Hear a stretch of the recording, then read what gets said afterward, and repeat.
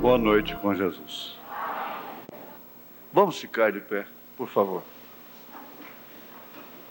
Dificilmente eu uso duas escrituras, mas justamente é muito difícil, não lembro quando foi que eu usei a última vez. Romanos, a carta aos Romanos foi usada hoje, capítulo 7, agora é engraçado, igual 14, né? 7 vezes 2, 14. 14, 22, 23. 14 eu pus esse aqui. 22, 23. Depois de Paulo comentar sobre a liberdade cristã, e mesmo comer causava escândalo, comer certas coisas, né? No versículo 22 ele diz: tens tu fé? Tenha-na em ti mesmo diante de Deus. Bem-aventurado aquele que não se condena a si mesmo naquilo que aprova. Mas aquele que tem dúvidas, se come, está condenado, porque não come por fé. E tudo que não é de fé é pecado. Então a gente observa que Paulo está falando sobre comer, não é? Isso foi um problema seríssimo. Vocês têm que entender isso, que veja que problema sério foi para a igreja, até chegar em Atos, capítulo 15, ali, veja, e compreender aquilo e aceitar aquilo. Então o Espírito Santo diz: vocês vão se livrar somente da carne sufocada, tem que sangrar, não comer o sangue, deixar escorrer na terra, né?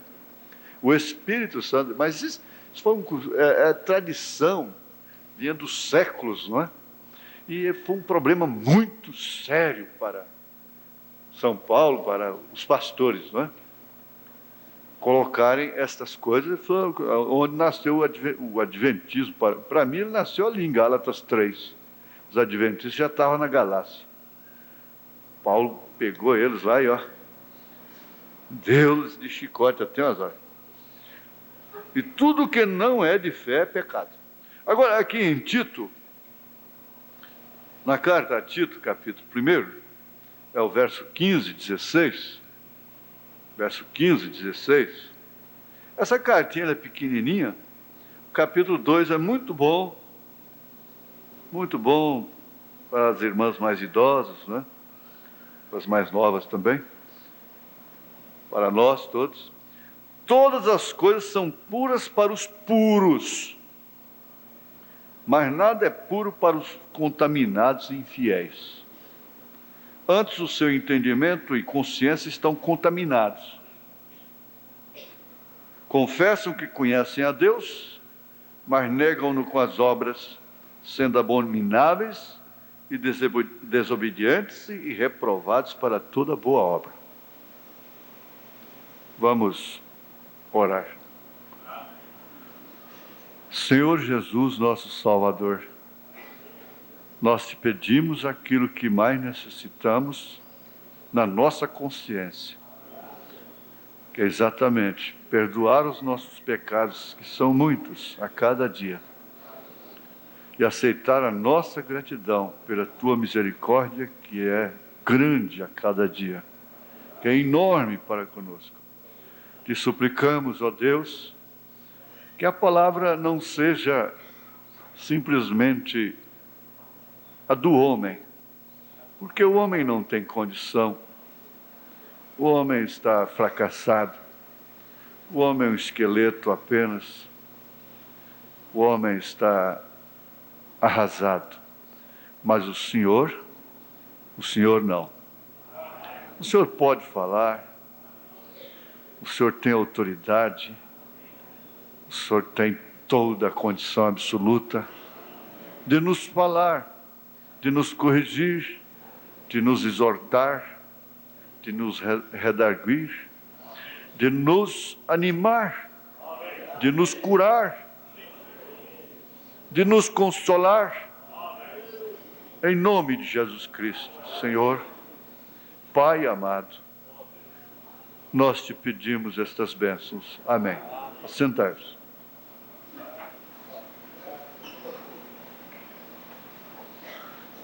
Assim que nós recebemos a mensagem, muita gente estranhou, e alguém chegou a dizer, mas o profeta é tão malicioso assim que até uma menina, quando alcança certa idade, não deve estar sentado no colo do pai, com muito beija-beija com o pai, com irmãos e coisas. Não. O irmão Branham não aceitou isso, de fato.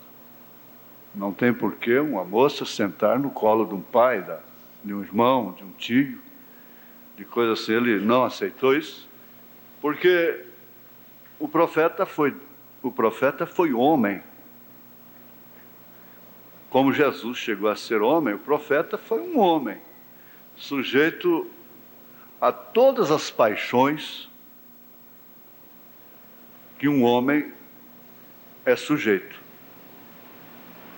Elias foi sujeito às paixões. Então, a maneira que ele encontrou para vencer era evitar. Só se venceria se evitasse. Ou só vencerá se evitar. É o chamado incesto, né? Incesto. Ele pode existir sem a prática, como o adultério pode existir sem que o homem vá para a cama, com licença, com aquela mulher, ou vice-versa. E, no entanto, está registrado, é onde nós aprendemos, mais uma vez, hoje de manhã, a diferença da ordem social com a lei moral de Deus. Lá em cima, a coisa é completamente diferente. Então, o que se coa aqui para a sociedade é mosquito. Com o mosquito, engole-se o camelo. É o que fabrica o fariseu. O fariseu vive em função disso, da sociedade, da aparência, e tendo uma boa família, tendo bons filhos, tendo uma boa conduta, então está tudo bem. É aquele homem intocável. E por isso se torna arrogante, não suportando os fracos, e assim por diante. Outra coisa importante também que nós concluímos hoje de manhã é que o Romanos capítulo 7 não foi apenas uma etapa da vida de Paulo. Nós compreendemos que Paulo levou aquilo até o fim. E o irmão Branham mostrou que a igreja levará isto até o fim. E que a alma, sendo a natureza do espírito, ela batalha para reger o espírito, enquanto a carne batalha do outro lado para reger o espírito. É o centro de atração, de atenção e de atração da alma e da carne. Daí então a grande luta do cão preto com o branco. Porque se ele conseguir o seu espírito, ele consegue o seu corpo. Ele consegue tudo que você tem. Então, basta você apanhar um espírito e você estará praticando de acordo com aquele espírito. Um certo homem nos Estados Unidos pregava que o irmão Branham era Cristo, porque ele assistia aquelas coisas tão estupendas, maravilhosas, super extraordinárias, sobrenaturais, ressurreições, tumores caindo na plataforma, e predições cumprindo, profecias faladas pelo irmão Branham, tudo cumprido. Exato, ele foi acompanhando, de repente ele saiu pregando que o irmão Branham era Cristo, e que então tinha que se batizar em nome de William Branham.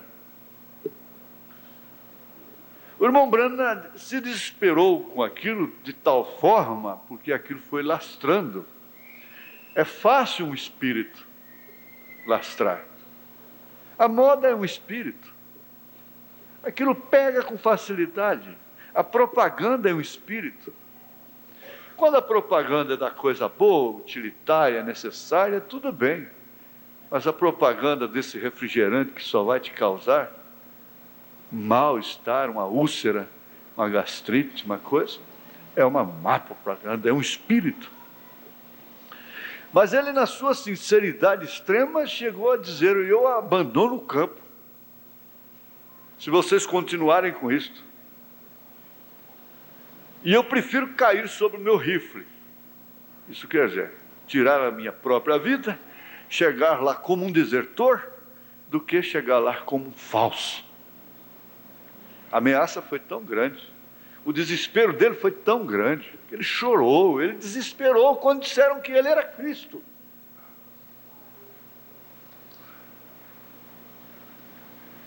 Mas qual não foi a sua surpresa desagradável de um irmão de sua confiança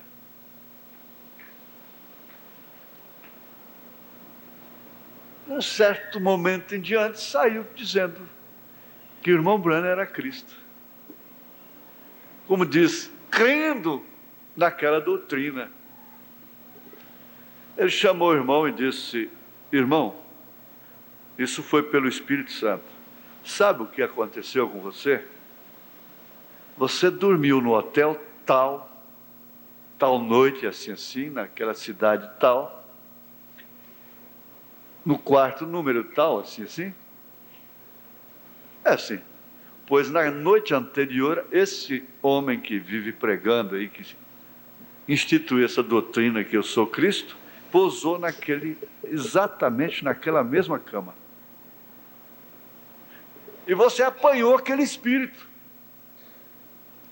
Bom, eu não sei o restante da história. De certo, o irmão Branham orou por ele e foi libertado daquele espírito. Com certeza. Agora, ele disse: eu ouvi um homem no rádio e apanhei um espírito. Ele disse: eu apanhei um espírito. O espírito se apanha como resfriado. Tem um reverendo lá em Brasília, que ele gostava de corrigir o português da gente. Muito. Era reverendo, formado, batista.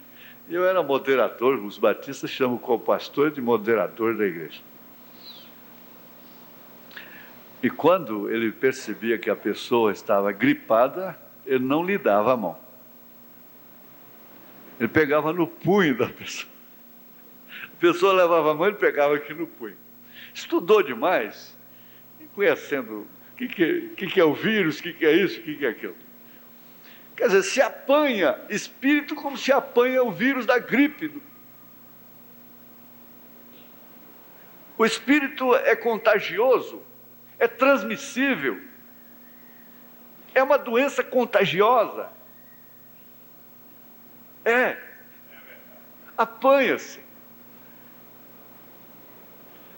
Então ele diz assim: nós devemos examinar se nós não pegamos algum espírito por aí. Ele chegou a dizer: olha, aquele pastor que fazia assim um certo gesto com a cabeça, você pode ver que toda a igreja fazia do mesmo modo dele. Até o modo de orar, se o pastor começar a oração assim: Senhor Jesus, então todos vão começar a orar daquela forma: Senhor Jesus. Porque não tem nada mal, o que está tudo bem. Mas nós somos, por natureza, copiadores, plagiadores. Nós vivemos sob influências. Nós causamos influências e recebemos influências. Isso é efeito psíquico. Isso, há quem estude isso com maior profundidade. Mas existe, é verdade. Por isso, Paulo foi um pastor individualista. O irmão Branham foi um pastor individualista. Jesus foi individualista. Deus é individualista. Ele trata somente com os judeus como povo, mas com o indivíduo, com os gentios, é como indivíduo. Por isso que eu disse naquela pergunta sobre o marido que morreu e a irmã dizer, não, os dois é um só, ele está salvo, só para consolar a irmã. Cuidado com doutrina igual essa. A salvação é individual. E não tem nada que uma viúva ficar morrendo, indo atrás do marido, para saber se ele está salvo ou não. Se estiver, está. Se não estiver, não está. Não tem nada a ver.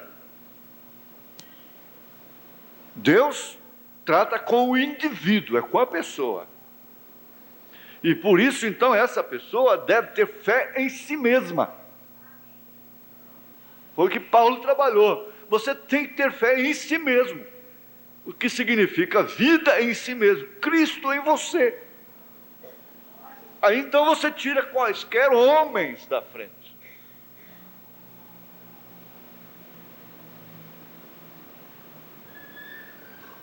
E deixa então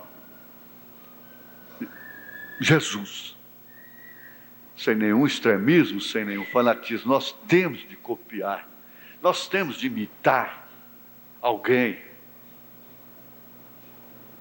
Você vai numa casa, visita uma casa, senhora nova, ela é sábia, e ela vê determinados detalhes que aquela senhora, ou que seja até mais nova do que ela, ou mais velha, ela diz, olha que boa coisa, que modos, que boa coisa, que maneira, como ela usa, para melhor, para o aperfeiçoamento. Isso é correto. Mas essa não é a minha mensagem, não sei porquê. Não, nós estamos nela, sim. Eu queria botar um cabeçalho aqui. Qual é a necessidade de brincar e crer pela metade em qualquer coisa? O irmão Brana faz essa pergunta aqui na mensagem Crendo em Deus, parágrafo 229. Qual a necessidade de brincar e crer pela metade em qualquer coisa? Crer pela metade. Ora, nós temos tantos exemplos nas Escrituras que poderiam ser citados numa mensagem, e essa mensagem seria longa, de pessoas que creram não pela metade, mas creram em toda a coisa, na coisa completa. E sempre vai cair lá no nosso Abraão. Parece que tem que começar por lá. Você vai pensar só um pouquinho, se Abraão tivesse crido somente na metade. Pensa nisso. Eu anotei aqui que a dúvida é a causa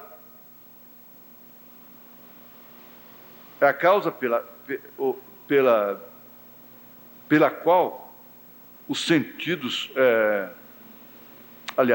desculpem, a dúvida é causada pelos sentidos do corpo. Aí vamos voltar àquela luta. Ela é causada pelos sentidos do corpo. No parágrafo 124, a mensagem de hoje não precisa repetir, é somente uma, crendo em Deus. 129 ou 124, vejamos. Isso aí nos leva, você pode anotar aí no rodapé de Romanos 7, esse parágrafo aqui, ó. Crendo em Deus, parágrafo 124 também. Eu gosto que vocês façam concordâncias, porque é como hoje um bilhete que eu recebi. O senhor pode partir, mas isso fica. Isso fica.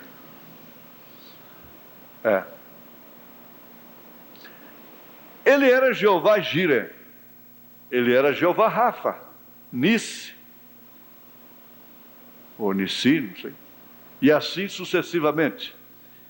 Ele tinha 7 nomes compostos redentores.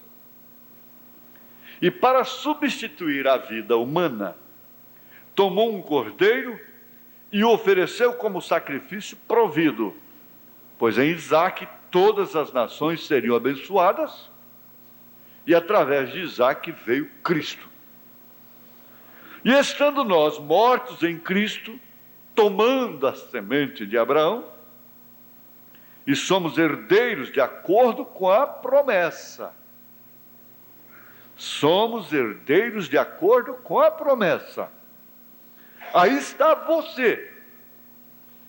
E aquilo traz em nossos corpos, olhe, preste atenção, somos gentios em nossos corpos, somos pecadores em nossos corpos, mas em nossas almas, nascendo novamente com o mesmo Espírito que estava sobre o fiel Abraão, aquela força lá dentro nos faz desejar confiar em Deus. Confiar em Deus, embora o corpo fique assustado. Por quê? Porque é dotado de sentidos,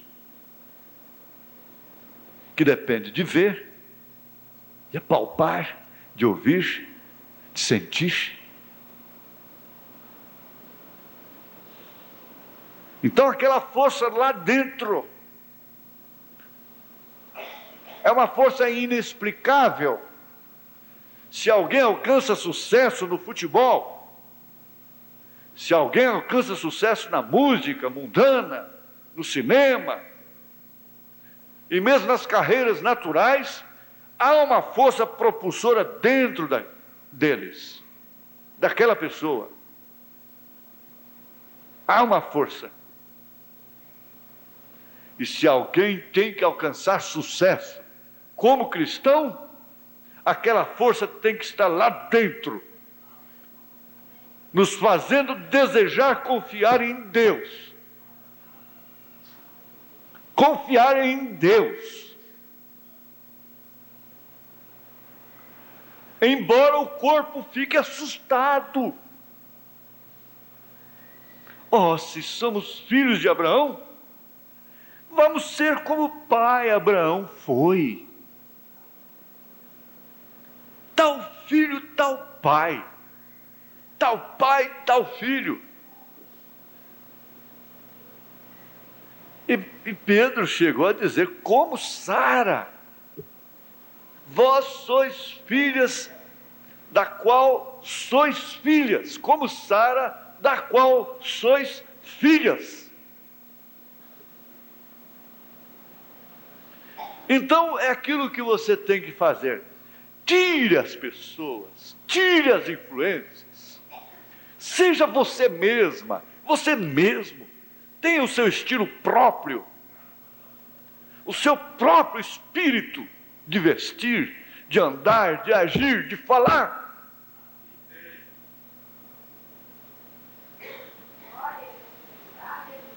Vocês têm que notar que o Espírito está trabalhando nesta linha, porque isto é a dor. Para mim, tem a ver com aquela dor do complemento da terceira puxada, da terceira etapa do parto. É aquela conscientização de que existe uma força dentro de você, e você não explica o porquê estar aqui, sob as mais terríveis contradições.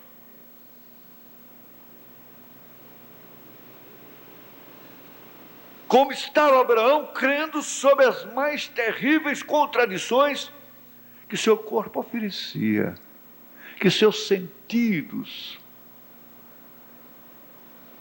testificavam. Qual era a testificação dos sentidos do homem velho como aquele, de uma mulher velha como aquela? A testificação do bom senso, do bom juízo, do raciocínio natural.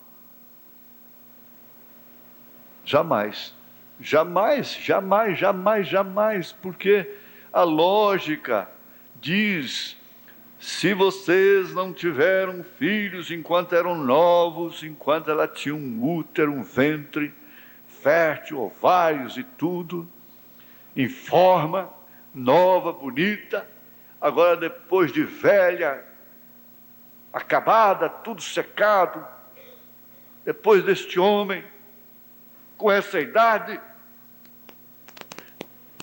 o bom senso, o raciocínio natural, lógico, daquilo tinha que testificar dessa forma. Uma testificação contrária que é louca, num quadro desse, é uma testificação louca, insensata, é ilógica. Tanto quanto o era para Noé dizer que ia chover naquela época. Mas, irmãos, fixemos-nos nisto aqui. Aquela força lá dentro nos faz desejar confiar em Deus, embora o corpo fique assustado.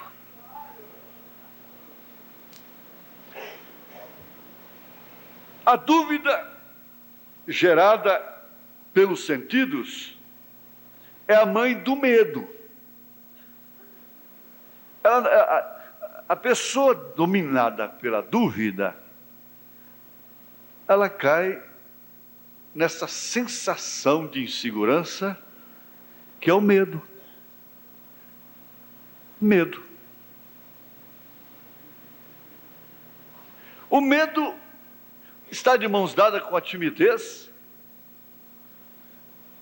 e acarreta, sem dúvida alguma, danos irreparáveis na vida humana.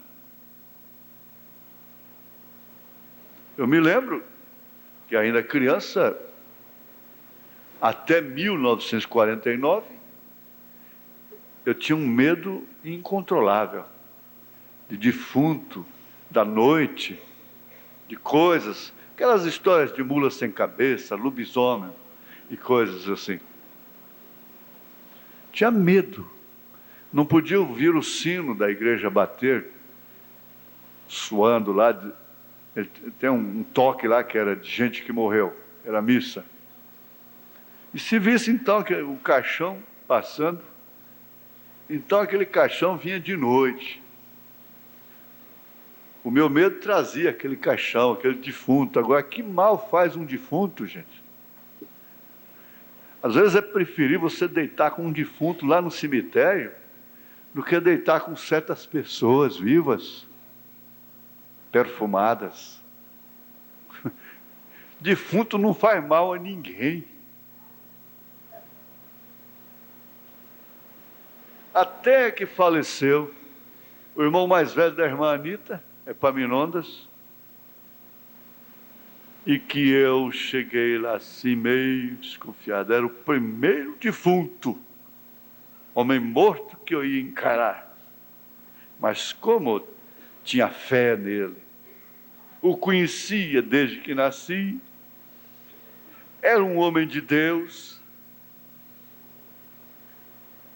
Então cheguei assim desconfiado, toquei no pé dele.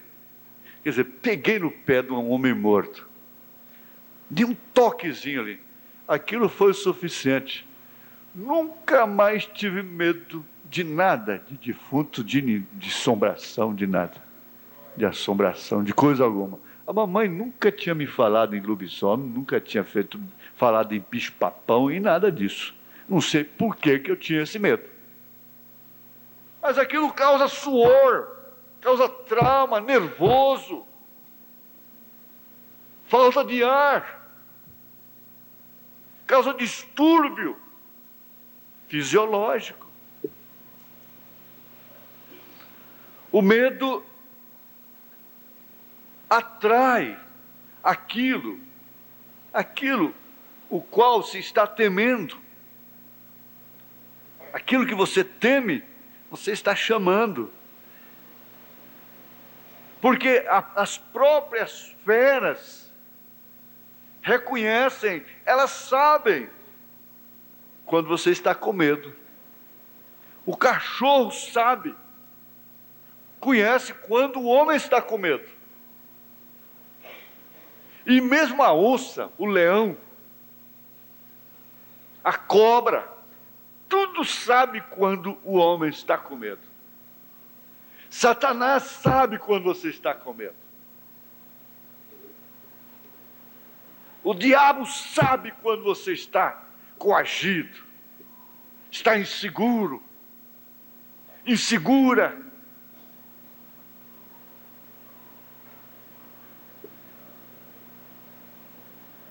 Mas aquela força lá dentro nos faz desejar confiar em Deus, embora o corpo fique assustado. Quero passar para cá. Abraão agiu contra os sentidos do corpo quando recebeu a promessa do filho. Mas não foi somente naquela ocasião. Ele teve que agir contra os sentidos do seu corpo, contra os sentidos de pai, quando Deus pediu que ele sacrificasse a Isaque. Parece que isso aí ficou maior. Ora, depois de se obter um filho, de uma maneira tão gloriosa, tão poderosa, depois de se alcançar uma coisa que nem imaginava ter, agora Deus pede isso, o mesmo Deus. Então o raciocínio para a alma, para a fé é esta: é o mesmo Deus que deu, é o mesmo Deus que está pedindo. Aliás, foi exatamente com que Jó venceu. Satanás, Deus deu, Deus tomou.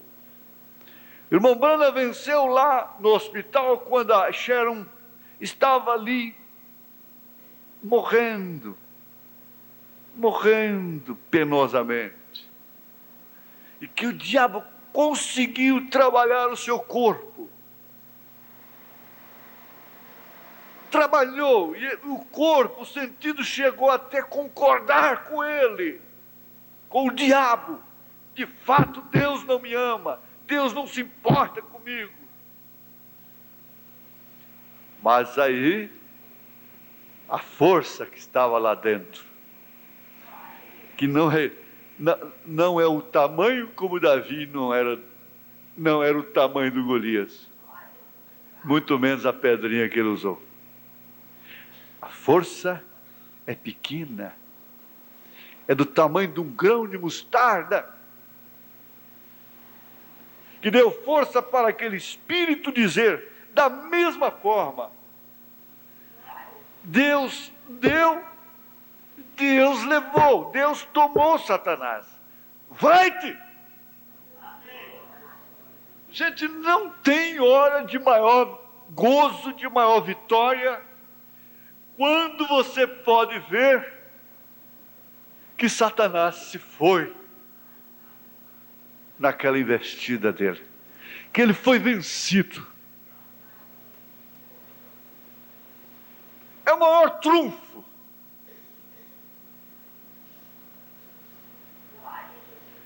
Você quer ver quem já foi perseguido aqui por uma vaca brava? Quem já foi? Já há várias pessoas.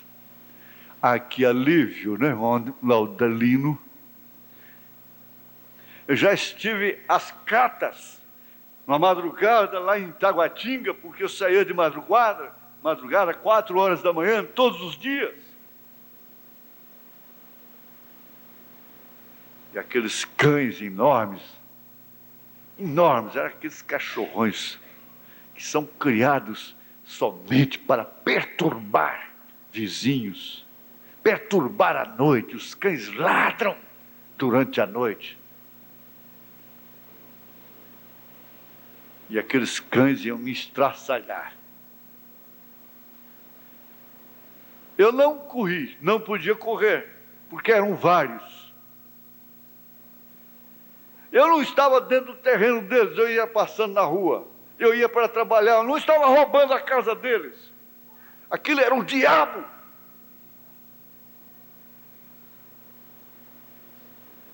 E eu comecei a agachar no chão como se fosse apanhar uma pedra, a única coisa que eu fiz. E eles chegavam até perto, escuro ainda, aquelas rosnadas mais aterrorizantes. E eu simplesmente agachava e fazia, e eles recuavam. Até que um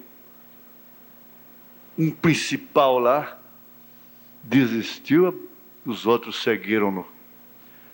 Ah, que alívio! Que alívio! Quando você vê que o inimigo foi resistido, saiu do seu coração. Saiu aquele ódio do seu coração. Saiu aquela raiz de amargura do seu coração. Aquele espírito te deixou. E aquela tempestade daquelas que o irmão Branham disse que é o diabo que traz. Relâmpagos, troveadas e raios caindo de um lado e do outro. Quando caiu o último ali perto, eu disse, esse é o último. Esse é o último, em nome de Jesus Cristo. A tempestade se foi. Quando a tempestade passa, os relâmpagos cessam. Os ataques cessam, você vê que o inimigo cessou.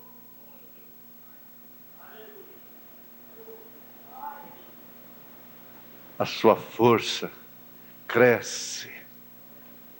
Você fica pronto para outra. Você fica pronta para vencer outra. Agora, vejamos aqui no parágrafo 142 até o 122, 114 até o 122. 114.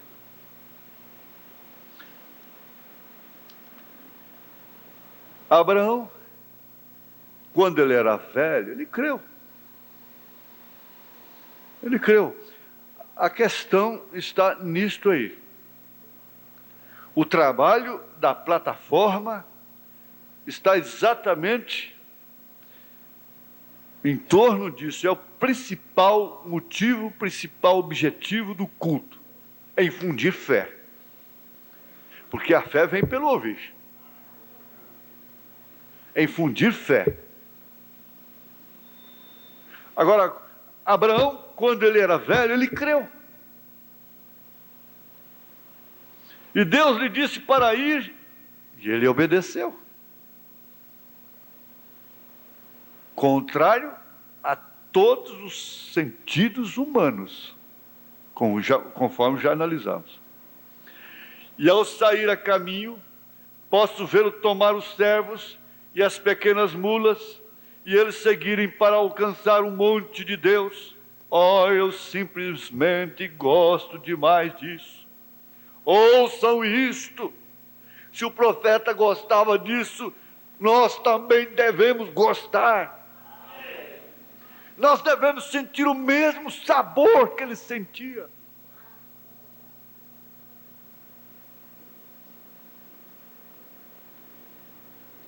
Oh, como gosto disto. Ouçam isto. Ele disse ao servo, ele disse, fique aqui enquanto vamos além, e o rapaz e eu voltaremos.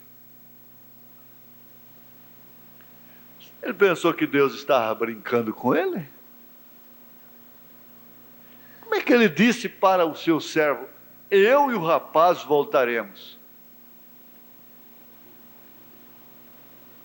Sabe o que acontece? Abraão tinha fé na ressurreição. Por isso que a sunamita dizia, tudo vai bem. Tudo vai bem. Essa irmã, esse irmão, ô irmã, como vai? Pastor, a irmã,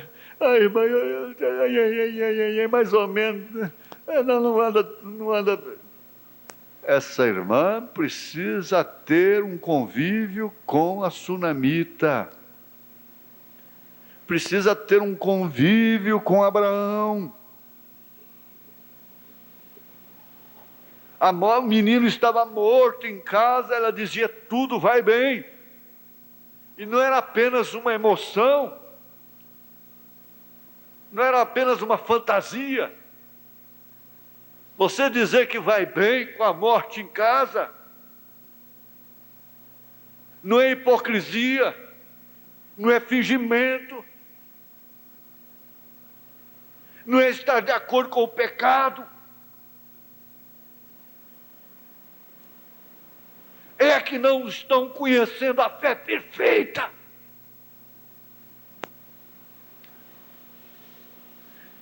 A fé perfeita é distinta.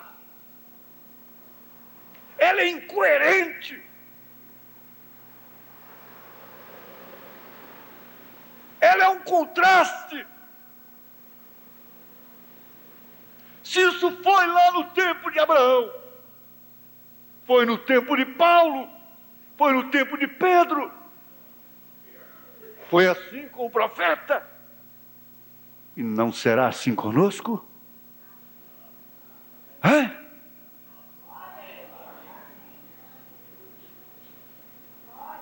Parece que você está dormente. Parece que você foi vencido. Parece que você perdeu os sentimentos. Não, isso é a fé perfeita que faz essa indiferença. É a fé perfeita que faz a indiferença, que faz o Pedro dormir na cadeia quando seu pescoço seria cortado no outro dia. É a fé perfeita que fez o autor do mar dormir dentro do barco quando as ondas eram terrivelmente levantadas. Acho que ele até sorria no espírito, diz: já pensou a criatura matando o Criador?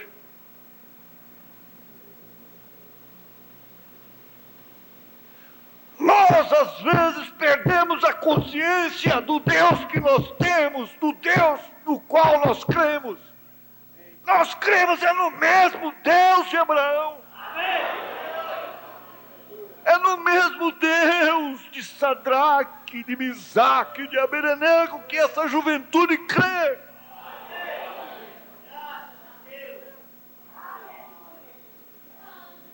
É a mesma força que está lá dentro.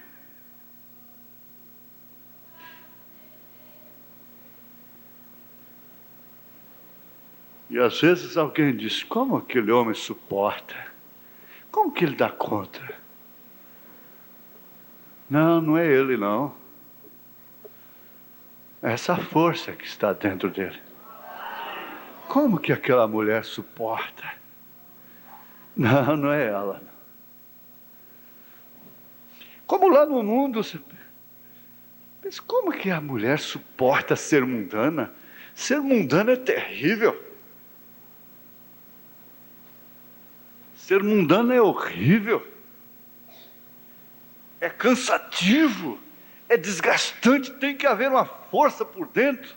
Tem que haver um demônio dando força para pular um carnaval 3 dias. Para bancar uma festa de Natal. É preciso que haja demônios dentro.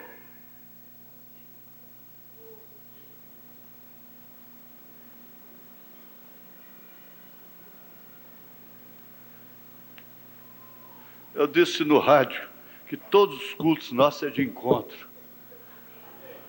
Tem que ser, irmãos. Tem que ser de encontro. É verdade. Há uma força interior levando o mundo a entrar no espírito das coisas do mundo. E o profeta diz que há uma força interior levando os filhos de Deus a entrarem no espírito de Deus.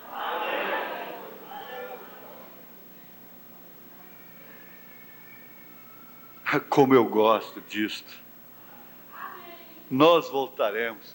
Abraão cria na ressurreição, ele não cria que Deus estava brincando com ele. Abraão pensou assim, ó, Deus quer escrever uma Bíblia, e ele vai fazer essa brincadeirinha comigo aqui. É uma cena para fazer um bom filme. Não, ele sabia que Deus não estava brincando, que a coisa não era pela metade. E se Deus não bradasse, ele tinha sangrado de verdade. Eu disse hoje para um irmão, se você fizer com dinâmica, vira aqui na frente, no dia da ceia, com dinâmica, não só pela mecânica, mas dinâmica, crendo que aquilo tem sentido nos céus, então aquilo tem sentido nos céus. Aquilo tem sentido nos céus. Não é, irmão? Aquilo tem sentido nos céus. Tem correspondência nos céus. Porque o que não é feito por fé é pecado.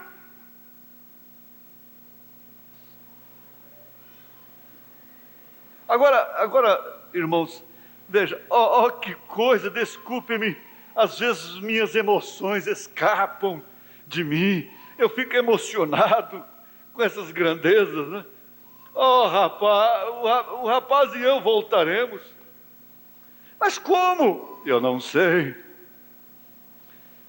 Eu vou subir ali para matá-lo. E eu vou matá-lo mesmo. Era 1000 vezes preferível que Deus pedisse para mim a minha própria vida. Mas ele pediu, foi a dele. A ordem é a dele, eu não vou oferecer a minha. Eu vou matá-lo. Ele sabia de algum modo que voltaria. E aqui ele tinha uma faca enfiada em seu cinto. Aquela faca estava ali para obediência. Estava ali pela fé, pela força interior. Por isso ele tinha que ser chamado de pai. O pai da fé. E ele colocou a lenha nos ombros de Isaque. Isaque subiu a colina guiado por Abraão. Belo tipo, seu único filho levando-o para a colina. E o próprio altar no qual ele colocou seu filho, ele o levou colina acima em suas costas. Um tipo de Deus enviando seu filho ao Gólgota acima. Com uma cruz de madeira em suas costas, a própria cruz na qual ele foi pregado, e onde Deus poupou, Deus não poupou seu próprio filho. O brado que houve lá foi: Eloi, Eloi, lama sabachthani. Deus meu, por que me desamparaste? Ali, o pai deixou o filho morrer. O filho morreu. De fato, uma lança traspassou o seu lado.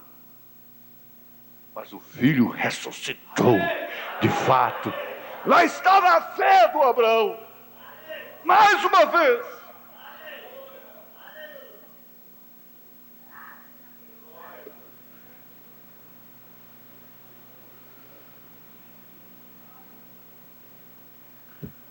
Ali o pequeno Isaque olhou por ali e disse: pai.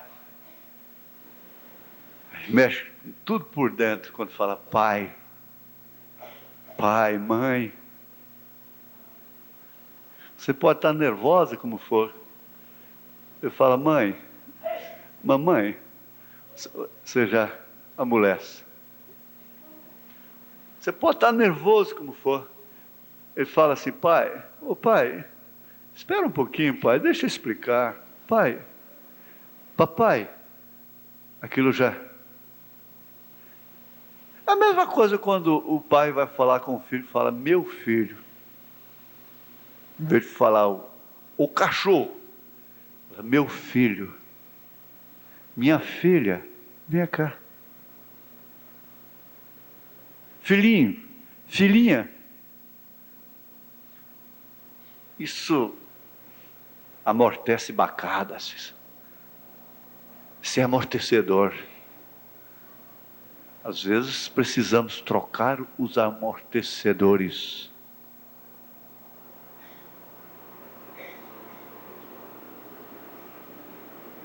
Ali o pequeno Isaac olhou ali e disse: pai. Ele disse: aqui está o altar, o fogo, tudo que esses sentidos podem ver. Eu posso apalpar, está aqui, o fogo. Mas onde está o cordeiro? Onde está o sacrifício? A pergunta foi penetrante. A pergunta foi mais do que aquela faca que Abraão tinha na cintura. Mas a resposta saiu lá de dentro. Lá de dentro.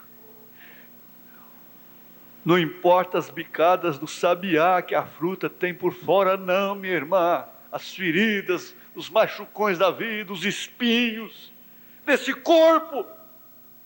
No corpo somos pecadores. O que importa é a coisa que está lá dentro. É bicho. É bicho.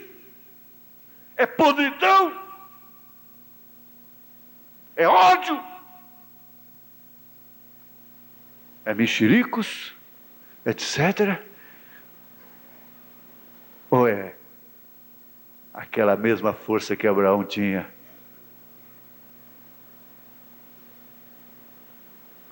Sabe o que saiu de dentro? Deus proverá para si mesmo o cordeiro. Deus para si cordeiro proverá. Oh, irmãos, o que é isto? Parece que Isaac abaixou as pálpebras, baixou a cabeça, olhou para baixo, levantou os olhos de novo. Quem sabe ele viu lágrimas correndo naquelas barbas, que significavam honradez, pingando. Meu filho, Deus para si cordeiro proverá. A hora de sacrifício, a hora de renúncia, a hora de perder aquilo que nós mais queremos, é de não ter. Eu estava vendo aqui, quantas pessoas, é um Natal solitário, caem em melancolia, ao saberem que há famílias unidas, reunidas, comendo, sorrindo juntas, e elas ali sozinhas. Quantas pessoas vão ao suicídio na noite de Natal por causa da solidão?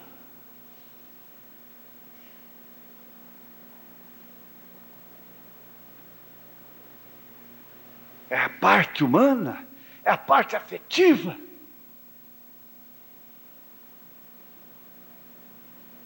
É isso que mexe com os sentimentos. Ninguém chora como artista de novela, choro fabricado, artificial.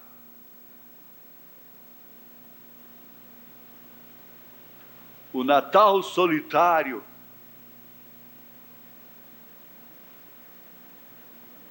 o arado que arranca, que passa seus dentes, arrancando as raízes dos afetos, dos sentimentos, está arando a terra para cair uma semente ali. Tenham fé em Deus. foi o grito mais veemente do irmão Branham, sempre em suas campanhas. Tenham fé em Deus! Tenham fé em Deus! Tenham fé em Deus! E Jesus disse a mesma coisa. Tende fé em Deus. Perdoa os seus devedores. Não tenha ninguém mais te devendo neste mundo. E sua fé crescerá. Aleluia. Aleluia. Ele disse, eu fico emocionado. Amarrou seu pequeno filho único, o colocou em cima do altar, puxou o cutelo e começou a fim de tirar a vida dele. Deus, tu o deste. Foi o Senhor quem o deu. Ele o pôs. Eu o ofereço. Com a mesma fé que eu o recebi. Só não posso oferecê-lo com a mesma alegria, com os sorrisos do dia que ele nasceu. Há uma mulher lá na minha tenda que vai perguntar por ele. O que foi que aconteceu com ele? Onde está, pelo menos, o seu corpinho? Porque ele vai ter que ser queimado. A fumaça vai ter que subir para o Senhor. Eu tenho que dizer para ela. Eu não posso oferecê-lo com a mesma alegria que eu recebi. Você pensa que a noiva vai chegar na última hora com a mesma alegria que ela começou?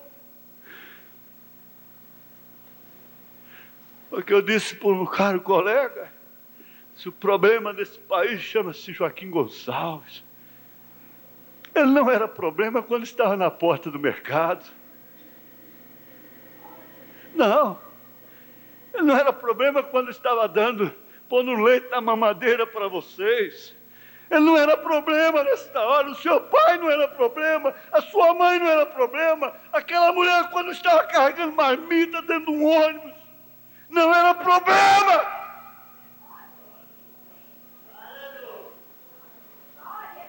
Não! Na hora de receber, você recebe tudo com alegria. Quando Paulo disse, melhor coisa é dar do que receber. Melhor é dar Isaac do que receber Isaac. Isso é verdade, meu Deus. Será que é verdade? Que alegria, que júbilo na tenda de Abraão. O que é que vai ter na hora que eu voltar de lá? Porque eu vou matar mesmo. E eu vou queimar mesmo. A fumaça vai subir até as narinas do Senhor. Eu não estou brincando. A minha fé não é pela metade. Eu creio na coisa toda, meu Deus. O Senhor sabe que eu creio. Abraão estava dizendo assim, eu creio na coisa completa. Eu creio em tudo.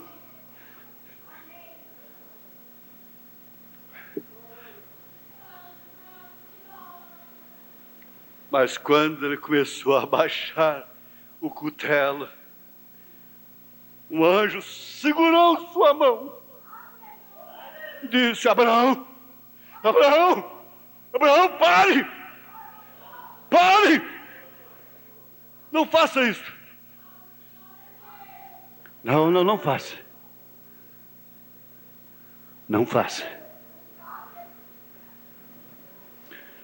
Tem um homem que está disposto a fazer o que Deus mandar. O que Deus decidir, Ele vai fazer.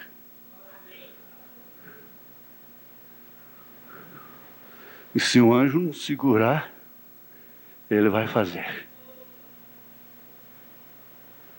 Ele o fará de todos os modos.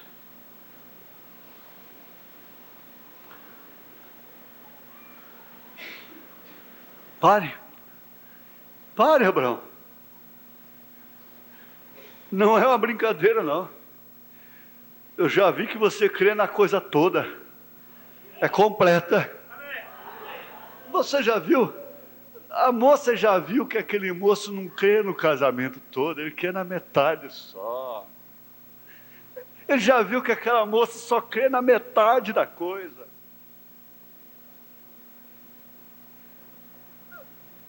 Por que tem que ser assim?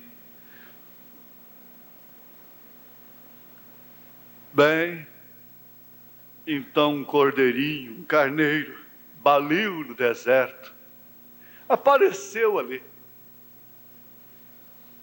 Ficou com seus chifres presos em algumas vinhas. Abraão correu rapidamente,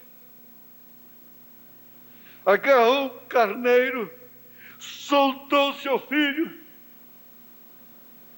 que não estava esperneando, gritando como um cabrito, e revoltado. E o substituto, e matou o carneiro, e a fumaça subiu. De todos os modos a fumaça subiu. E como aquilo agradou as narinas de Deus. Beleza. Então levantou Abraão seus olhos e olhou. E eis um carneiro de trás dele, travado pelas suas pontas. Gênesis 3, diz aqui versículo 13 e 14. E eis um carneiro de trás dele, travado pelas suas pontas no mato. E foi Abraão e tomou o carneiro e ofereceu holocausto em lugar de seu filho.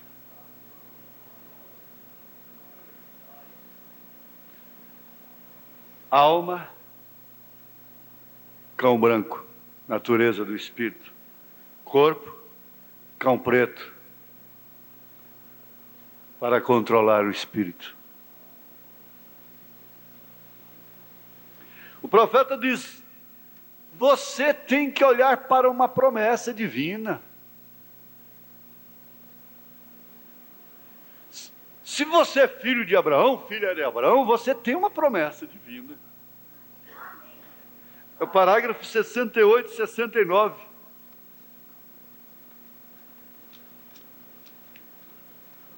Ora, se você dissesse isto a um médico hoje, um homem de 100 anos de idade, com sua esposa de 90, que você ia ter um filho, ele viraria ali com a sua secretária e dizia: atendi um velho caduco hoje, está com psicose, vai ter um filho. E olha só, eu vou anotar isso aqui na minha ficha, porque eu vou até mostrar isso para os meus alunos na universidade.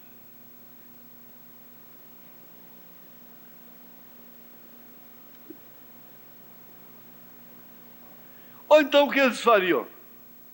Eles o trancariam na ala psicopática de um hospital em algum lugar, dizendo: ora, o velho companheiro e a velha senhora não estão muito certos aqui do juízo em algum ponto.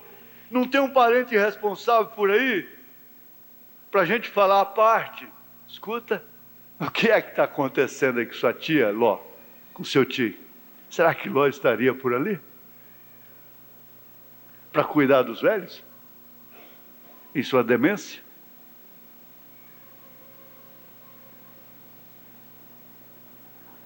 Mas não se olha para a circunstância, olha-se para a promessa. Se você olha, se você tem aquela promessa, você vai ter que tirar Satanás da frente. Então é quando você tem que embirrar ali.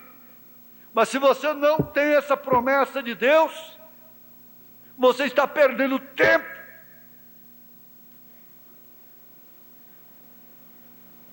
Está perdendo tempo de buscar uma promessa, de receber uma promessa, porque você se denominou. Agora foi do mesmo modo, talvez com a mulher na cadeira de rodas aqui, ou alguns de vocês aí com câncer, o médico diz: você não pode ficar bom, você está com câncer. Agora, se você crê nisso, então você não pode ficar bom, mas você tem que olhar para uma promessa divina. Você tem que olhar para uma promessa divina.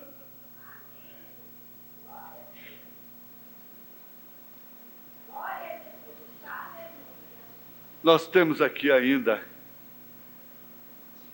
uns parágrafos, seria do 70 até o 86.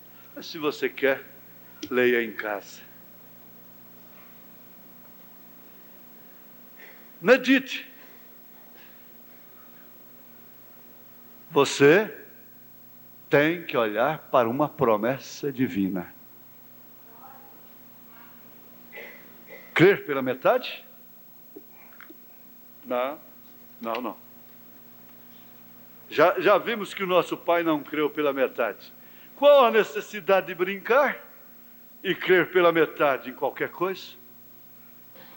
Apenas eu gostaria que você dissesse: eu sei que eu tenho essa força dentro de mim. Amém. Aleluia. Amém.